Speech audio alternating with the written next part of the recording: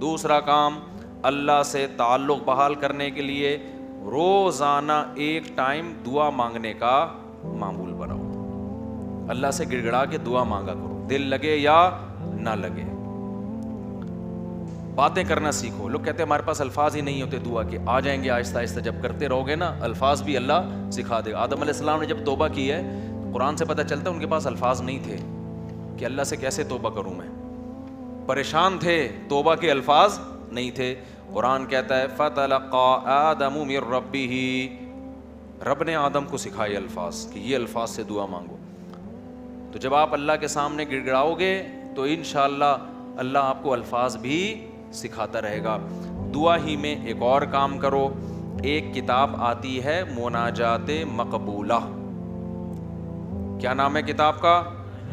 مولانا اشرف علی تھانوی رحمہ اللہ تعالیٰ نے قرآن اور سنت میں صحیح احادیث میں جتنی دعائیں ہیں ان تمام دعاؤں کو ایک چھوٹے سے کتابچے میں جمع کر لیا ہے. یہاں تک بات کلیئر ہو گئی. پھر کیا کیا ہے؟ اب ساری دعائیں روزانہ مانگنا تو بڑا مشکل ہے, تو بہت ساری دعائیں ہیں, تو انہوں نے ان ساری دعاؤں کو 7 حصوں میں ہفتے کے 7 دنوں میں ڈیوائڈ کر دیا ہے. اس سے وہ پڑھنا کیا ہو گئی ہیں؟ آسان. پھر لکھ دیا ہے ہفتے کی دعائیں, اتوار کی دعائیں, پیر کی دعائیں, منگل کی دعائیں, بدھ کی دعائیں, جمعرات کی دعائیں, جمعے کی دعائیں. تو جہاں جمعے کی دعا اسٹاپ ہو رہی ہے وہیں اسٹاپ کر دو, کیونکہ اب جو مناجات مقبولہ مل رہی ہے اس میں پھر لوگوں نے اپنی گریویاں بھی بہت آگے لگا دی ہیں. تو آپ نے یہاں میرا خیال ہے میں نے ساتھیوں سے کہا تھا رکھوائیں مناجات مقبولہ, جو کوئی بزنس نہیں ہے. پتہ چلا مفتی صاحب منجن بیچ رہے ہیں اپنی کتابیں بیچ کے بغیر پروفٹ کے, یہاں میرا خیال ہے مل جائیں گے. تو میں نے بولا تھا سب کے لیے لے کر آؤ, بس یہ تو اللہ ان سب کو ہدایت دے. کل سے میں چیخ رہا ہوں کہ لوگ زیادہ ہوں گے, مناجات مقبولہ بہت زیادہ تعداد میں ہونی چاہیے تاکہ سب لوگ خریدیں.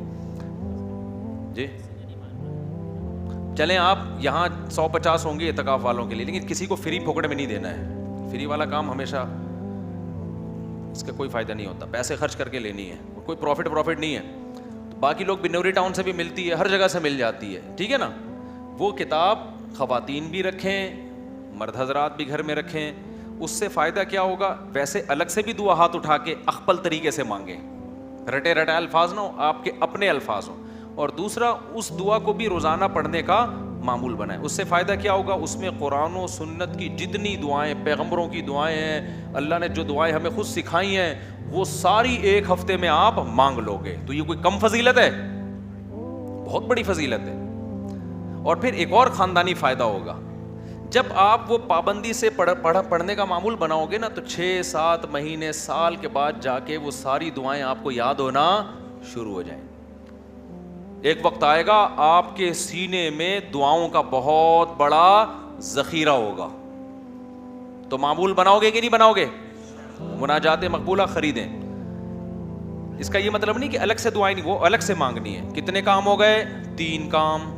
چوتھا کام دعا, وہ تو میں پہلے بتا چکا ہوں, یہ تیسرے کام میں آ گیا. چوتھا کام آپ نے کیا کرنا ہے؟ روزانہ کم سے کم 1 پارے کی تلاوت کرنی ہے. موبائل سے جان چھوٹے گی نا. لوگ کہتے ہیں پھر بھائی سارا دن موبائل میں لگے رہتے ہیں, تو موبائل نہیں ہو تو کیا کریں؟ تو یہ کام کریں گے تو پھر تھوڑا بہت موبائل کے لیے وقت بھی آپ کو مل جائے گا.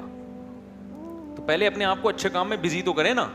تو کیا کرنا ہے؟ روزانہ 1 پارہ قرآن کی تلاوت. اگر آپ اٹک کے پڑھتے ہیں, 1 پارہ پڑھنا بہت مشکل ہے, تو ٹائم کر لیں آپ کہ میں روزانہ آدھا گھنٹہ قرآن مجید کی تلاوت کروں گا. یہ بھی مشکل لگ رہا ہے تو زیادہ فنٹر بننے کی ضرورت نہیں ہے, آپ کہیں 25 منٹ کروں گا. یہ بھی مشکل لگ رہا ہے تو کوئی بات نہیں, 20 منٹ پہ لے آئیں. یہ بھی مشکل لگ رہا ہے 15 منٹ پہ لے آئیں. یہ بھی مشکل لگ رہا ہے آپ پہلے صرف 10 منٹ میں تلاوت کروں گا. کوئی ٹینشن کی زیادہ کے چکر میں نہ پڑیں. شیطان کیا کہتا ہے؟ تو بہت نیک آدمی, یہ 10 منٹ سے کیا ہوتا ہے, سارا مسئلہ یہاں سے خراب ہوتا ہے. آپ 10 منٹ بیٹھ جاؤ قرآن لے کے. وہ 10 منٹ جو پابندی کے ساتھ ہو, اس 2-3 گھنٹے کی تلاوت سے بہتر ہے جس میں 2 دن بہت بڑا ولی اللہ بنا ہوا ہے, اس کے بعد مارکیٹ سے شارٹ ہو گیا. آئی بات سمجھ میں؟ تو روزانہ کیا کرنا ہے؟ تلاوت کا معمول بنانا ہے. کتنے کام ہو گئے؟ 4. پانچواں کام کیا کرنا ہے آپ نے؟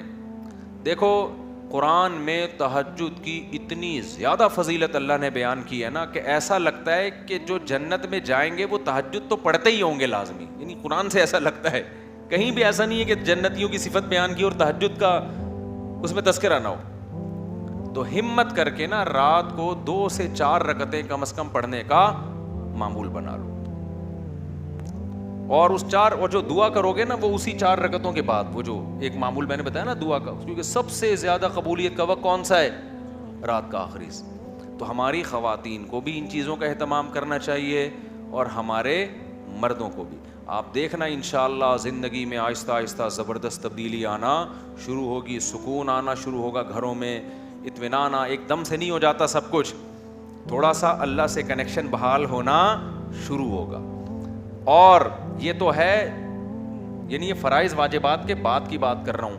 اور دوسرا جو اللہ کے مخلوق کے حقوق ہیں ان میں سب سے بڑا حق یہ ہے کہ مخلوق پہ پیسہ خرچ کیا جائے. انگریزوں والے اخلاق سے کچھ بھی حاصل نہیں ہوتا. لوگ تعریفیں کر دیتے ہیں بہت اچھے, گورا کیا کرتا ہے, مسکراتا بہت ہے, وہ کبھی غصہ نہیں آئے گا اس کے. اچھی بات ہے, یہ کوئی بری چیز نہیں ہے. روکھڑا نہیں نکلتا اس کی جیب سے. بات آ رہی ہے سمجھ میں؟ ابے بھائی بس یہ کہہ کے بیان ختم کر رہا ہوں. گورا پتہ ہے کیا ہے؟ بہت اچھا ہے. کیوں؟ جب آپ سے ملے گا نائس ٹو میٹ یو, آپ سے مل کے مجھے خوشی ہوئی. جب بات کریں گے مسکرا کے, اچھی بات ہے, حدیث میں آتا ہے مسکرا کے بات کرنا صدقہ ہے. کبھی کسی سے لڑیں گے نہیں اور بڑے تمیز سے سب کچھ. روکھڑا نہیں نکلتا گورے کی جیب سے. آپ جو دیکھ رہے ہیں بل گیٹس وغیرہ بہت زیادہ پیسہ ان کے پاس ہے, تو یہ جو کر رہے ہوتے ہیں نا یہ ان کے چونی اٹھنی ہوتی ہے. سمجھتے ہو؟ یہ جو اتنا خود ٹرسٹ میں دے رہے ہوتے ہیں یہ ان کی چونیاں اٹھنیاں ہیں. تو اٹھنی نئی جنریشن کو تو اٹھنی کا مطلب ہی نہیں پتا کیا ہوتی ہے.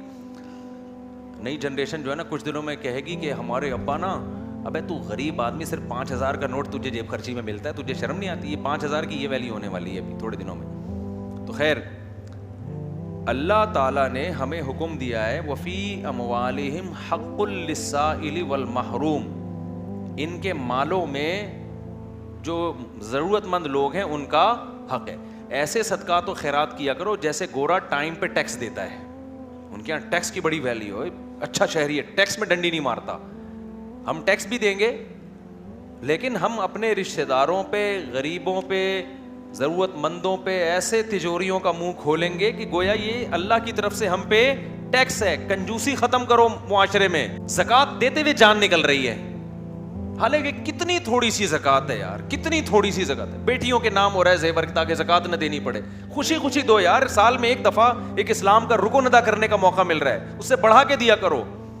2.5% ہے, ہم 5% دیں گے جی. غریبی اللہ بھی تو ہمیں ضرورت سے زیادہ دے رہا ہے کہ نہیں دے رہا؟ جتنا اللہ کے ذمے ہمارا رزق ہے وہ تو 2 روٹی ہے, صبح اور ایک شام, اور بالکل فٹ فاٹ رہتا ہے. لیکن اللہ پراٹھے بھی کھلا رہا ہے. اللہ ہم تختوں پہ بھی سو سکتے ہیں لیکن اللہ نے سونے کے لیے ہمیں کیا دیے ہوئے ہیں؟ گدے دیے ہوئے ہیں. ہر چیز ہمیں اللہ نے, ایک جوڑا ہمارا گزارے کے لیے کافی ہے جو سطر کو ڈھانپ لے, لیکن پیٹیاں کھولو پوٹلوں کے پوٹلے نکل کے گریں گے نیچے. تو میرے بھائی اللہ کیا ہمیں ترسا کے دیتا ہے؟ ہماری ضرورت سے کئی گنا زیادہ. تو جب اللہ ہم سے مانگتا ہے تو ہمیں بھی چاہیے اللہ کے لیے اپنے ہاتھ کو کھلا رکھیں.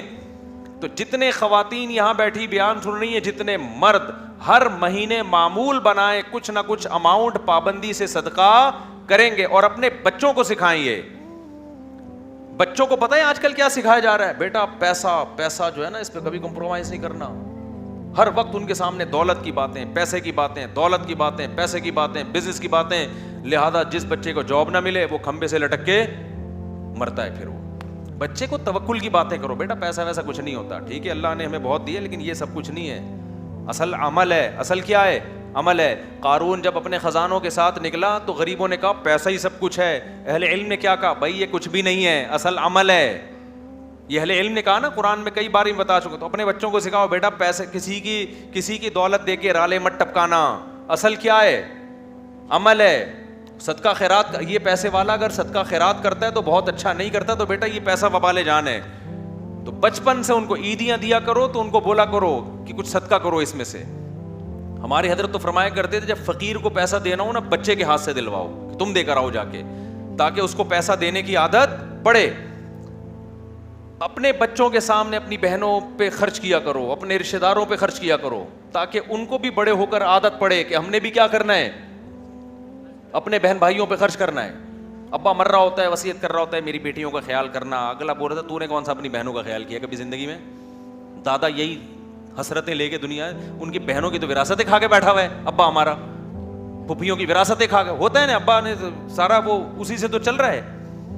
تو بھائی دل بڑا کرو گے تو اللہ بھی کیا کرے گا, ہاتھ اپنے بڑے گا. اور دل کنجوس کرو گے نا, ایسے بچا بچا کے گلک لا کے دیے میں بچوں کو کہ گلک میں, میرے اللہ کا بڑا فضل ہے, جب میں بچپن میں گلک رکھتا تھا نا تو مجھ سے 2-4 دن تک چلا ہی نہیں جاتا تھا وہ, اس کے بعد لات مار کے توڑتا تھا, بھائی جا کلفی کھا, آئس کریم کھا. یار ہم جاتے تھے ٹافیاں کھا رہے ہوتے تھے اور پتہ نہیں کون سی چھالیاں اور سوف, ہم سے ہوا ہی نہیں یہ کام, اللہ نے بچایا ہمیں اس لعنت سے. وہ گلک یار ایک ٹینشن ہے بھائی, مجھے کلفی کھانے کا بھی دل چل رہا ہے, دل چاہ رہا ہے, اور پیسے میں چمنی کس میں ڈال رہا ہوں, گلک میں. ٹینشن ہے یار, کھاؤ, کل کس نے دیکھی ہے. اسراف نہ کرواؤ کہ بھیک مانگ مانگ کے کھانا شروع کر دے لوگوں سے. لیکن بچوں کا دل کیا کرو, جب عیدیاں دیا کرو بیٹا بھائیوں کو بھی کھلانا, باہر دوستوں کو بھی کھلانے والا بن, کھانے والے دنیا میں بہت ہیں, پھوڑنے والے کیا ہیں, بہت ہیں, کھلانے والے کم ہیں. اللہ کی عادت کھانا ہے یا کھلانا ہے, تو اللہ کو پسند بھی کون ہے, کھلانے والے. اور خوب سمجھ لو, زیادہ سے زیادہ غریب ہو جاؤ گے نا, لوگ کہتے ہیں بھائی غریب نہ ہو جائیں, حدیث میں آتا ہے سب سے بہتر صدقہ وہ ہے تأمل الغنا و تخشى الفقر, جس صدقے میں تمہیں ڈر لگے کہ کل میں غریب نہ ہو جاؤں, اور صدقہ نہ کرنے میں امیدیں ہوں کہ مالدار ہو جاؤں گا. اس کنڈیشن میں جو صدقہ کیا جائے گا وہ کیا ہے, سب سے بہتر. تو ایسا نہ ہو کہ حاتم طائی کی قبر پہ جا کے لات مار دیں اور سب چیریٹی کر کے کل بھیک مانگنے آئے ہو مجھ سے چندہ. تو میں تو موٹیویشن کے لیے کہہ رہا ہوں, لیکن جو کنجوسی مارکیٹ میں چل رہی ہے وہ مسلمانوں کا کلچر نہیں ہے, یہ ہم لوگوں نے غیر مسلموں سے سیکھی ہیں یہ چیزیں. نہ وہ تو بیوی پہ خرچ کر رہے ہیں, نہ وہ اولاد پہ خرچ کر رہے ہیں, وہ تو 2 بچے پیدا کم بخت اس لیے کر رہے ہیں 2 سے زیادہ نہ ہو کہ خرچ نہ کرنا پڑ جائے ان کے اوپر. تو جس کم بخت کی یہ سوچو کہ اپنی اولاد کے لیے, اولاد پیدا کرنے کے لیے تیار نہ ہو کہ خرچ کرنا پڑے گا, ان سے کیا سخاوت کی امیدیں لگاؤ گے بھائی آپ, وہ آپ کو سخاوت سکھائیں گے. خرچ کرنے کا سب سے بہترین محل تو ماں باپ اور اولاد ہیں, انہی کے لیے تو انسان کماتا ہے. کوئی بات نہیں, پیدا ہوں گے کھلائیں گے, کوئی بات نہیں. اور بچے کہیں نا کہ ابا کھانے کو روٹی نہیں ہے, بیٹا روٹی ضروری نہیں ہے, اللہ پیٹ ضرورت کا, ہمارے نبی کو تو 40 دن روٹی نہیں ملتی تھی, کوئی ضروری نہیں ہے, جتنی ضروری ہے اتنی اللہ دے دیتا ہے. باقی اللہ زیادہ دے رہا ہے تو شکر ادا کرو, نہیں دے رہا تو کیا کرو. آج لوگ کہتے ہیں غربت کی وجہ سے نا لوگ ڈپریشن میں جا رہے ہیں, خودکشیاں ہو رہی ہیں. بھائی غربت کی وجہ سے نہیں, تربیت نہ ہونے کی وجہ سے ہو رہا ہے یہ. پہلے بھی غریب ہوتے تھے لیکن مائیں سکھاتی تھیں, باپ سکھاتے تھے, بیٹا آج روٹی ہے ٹھیک ہے, اور نہیں ہے تو کیا ہے, صبر کرو. میں ایک واقعہ سنا کے بس بیان کو سمیٹتا ہوں. ایک بزرگ کا واقعہ ہے کہ ان کے پاس نا ایک طالب علم پڑھا کرتا تھا. پہلے زمانے میں کیونکہ وسائل بہت کم ہوتے تھے دینی مدرسوں کے پاس, طلبہ بہت سے بھوک میں پڑھتے تھے. تو ایک طالب علم تھا, وہ اب کبھی مدرسے میں روٹی مل رہی ہے کبھی نہیں مل رہی. تو وہ بزرگ تھے, وہ بھی اسی کے ساتھ جب بھوکے رہتے, جب روٹی ہے تو ٹھیک ہے, بھوکے نہیں ہے تو کھا لیا, چلو جی روٹی ہے تو کھا لیا. امام ابو یوسف جو امام ابو حنیفہ کے شاگرد ہیں نا, پتہ نہیں کتنے سال انہوں نے صرف دہی اور سوکھی روٹی پہ گزارا کیا ہے, پھر جا کے علم حاصل کیا ہے. اگر اس طرح کے ان کو تربیت دی جاتی کہ کامیاب وہ ہے جو پراٹھے پھوڑ رہا ہے اور یہ کھا رہا ہے, تو وہ تو ابو یوسف تھوڑی بنتے. پھر وہ قاضی القضاء, اسلامی دنیا کے جو سب سے پہلے مسلمان جج تھے نا, سب سے بڑی آبادی پہ, وہ امام ابو حنیفہ کے شاگرد ابو یوسف رحمۃ اللہ علیہ تھے. وہ پیڑے کھا کے نہیں بنے ہیں, وہ سوکھی روٹیاں کھا کے. مولانا طارق جمیل صاحب کی آج لوگ عیش و عشرت دیکھتے ہیں, کئی مہینے ابلے ہوئے چاولوں پہ گزارا کیا ہے. تو وہ جو بزرگ تھے نا, ان کے شاگرد نے کیا کہا, جب کھانا ہوتا نا تو وہ کھلا دیتے, جب کھانا نہیں ہوتا تو وہ بزرگ کہتے کہ بیٹا آج ہم اللہ کے مہمان ہیں, آج ہم کیا ہیں, آج اللہ کھلائے گا. مطلب ہے کہ کوئی کھانے کا انتظام اللہ کھلائے گا, کہ یہ مطلب ہوتا ہے کہ کوئی انتظام, بس اللہ تسلیاں دے گا, یعنی صبر کی توفیق دے گا. تو ویسے ہی ہوتا ہے. ایک دن وہ بیچارہ بیٹھا ہوا تو بزرگ اس نے پوچھا کہ کھانا ہے, انہوں نے کہا ہاں ہے. تو وہ طالب علم رونے لگا. یہ تربیت کی بات بتا رہا ہوں آپ کو, آج کل یہ تربیت نہیں ہے. بزرگ نے کہا بیٹا آج تو کھانا ہے, آج تم رو کیوں رہے ہو؟ انہوں نے کہا کہ استاد جی آپ جب یہ کہتے تھے نا آج ہم اللہ کے مہمان ہیں, اس میں جو لذت تھی وہ کھانا کھانے میں نہیں تھی, کیونکہ آج اللہ کے لیے جب صبر کرنا پڑتا ہے تو اس کا اپنا مزہ ہے نا. روزے میں بھی تو ہم بھوکے پیاسے رہتے ہیں, لیکن اس کا ایک لطف ہے. یہ کس کے لیے رہتے ہیں؟ یہ اللہ کے لیے رہتے ہیں. ویسے کوئی ہمیں بھوکا پیاسا ذرا رہ کے تو ڈاکٹر کہہ کے تھک گئے, کم کھاؤ کم کو مانتا ہے, خود ڈاکٹر نہیں مانتا اپنی بات.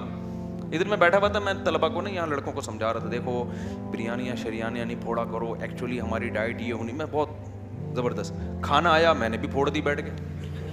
مجھے خود یاد نہیں تھا کہ میں ابھی تھوڑی دیر پہلے نصیحتیں کیا کر رہا تھا, ابھی پرسوں کی بات ہے.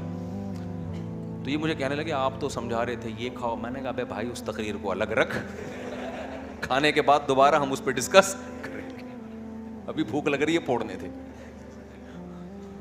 تو بھائی جو سمجھا رہا ہوتا ہے وہ بھی پھوڑتا ہے, ڈاکٹر خود پھوڑ رہے ہوتے ہیں. لیکن کیسے اللہ کے کہنے پر یار اللہ ہمیں توفیق دیتا ہے, پورا مہینہ کھانا پینا ایسا جام ہوتا ہے, ایک قطرہ حلق میں پانی کا نہیں اترتا. یہ خدا کے حکم کے بغیر ممکن نہیں ہے. تو اس کا اپنا ایک سکون ہے, ایک لذت ہے اس میں. ٹینشن تھوڑی اتنی انسان پال سکتا ہے, اس میں ایک خاص لذت ہے کہ کس کے لیے ہے یہ اللہ کے لیے ہے. تو یہ جو میں نے آپ کو معمولات بتائے ہیں, کوشش کریں گے نا اس پر عمل کرنے کی. صدقہ بھی کرنا ہے, خیرات بھی کرنا ہے, اور خواتین نے بھی خیرات کرنا ہے. نبی صلی اللہ علیہ وسلم نے خواتین کو الگ سے حکم دیا کہ تم صدقات و خیرات کی کرو اور اس آگ سے بچو جس سے بچنے کا اللہ نے حکم دیا. اب خواتین کہیں گی ہم کہاں سے صدقہ خیرات کا معمول بنائیں؟ بھائی آپ صدقہ خیرات کا ایسے معمول بنائیں کہ اگر کوئی پاکٹ منی شوہر کی طرف سے ملتی ہے اس کو تھوڑا بچا لیا کریں کہ بھائی اتنا میرا ہے, باقی کیا کرنا ہے. یا اگر کوئی سورس آف انکم ہے اس میں سے کچھ خاص کر لیں. یا یہ بھی نہیں ہے, کچھ بھی نہیں مل رہا, تو نبی صلی اللہ علیہ وسلم نے فرمایا جو عورت شوہر کے پیسے صدقہ کرے شوہر کی اجازت سے, اپنے پاس صدقے کے لیے کچھ بھی نہیں ہے, شوہر سے یہ کہے کہ میں نے فلاں کو صدقہ کرنا ہے, میرے پاس پیسے نہیں ہیں, آپ مجھے اتنے پیسے دے دو تاکہ مجھے صدقے کا ثواب مل جائے. شوہر انسان کا بچہ تھا, اتفاق سے اس نے بھی کچھ پیسے نکال کے بیگم کو دے دیے کہ چل بھائی تیرے پاس نہیں ہے تو میں تجھے دے دیتا ہوں. تو نبی نے فرمایا کہ شوہر کو بھی مکمل ثواب ملے گا صدقے کا, اور عورت کو بھی مکمل, حالانکہ پیسہ عورت کا خرچ نہیں ہو رہا ہے. سمجھتے ہو کہ نہیں سمجھتے ہو؟ تو اس لیے بھائی اس صدقات و خیرات کا معمول بناؤ, اس کی عادت ڈالو. یہ چند معمولات ہیں جو ہم نے پورے سال پابندی سے کرنے. اللہ تعالیٰ سمجھنے کی, عمل کی توفیق عطا فرمائے.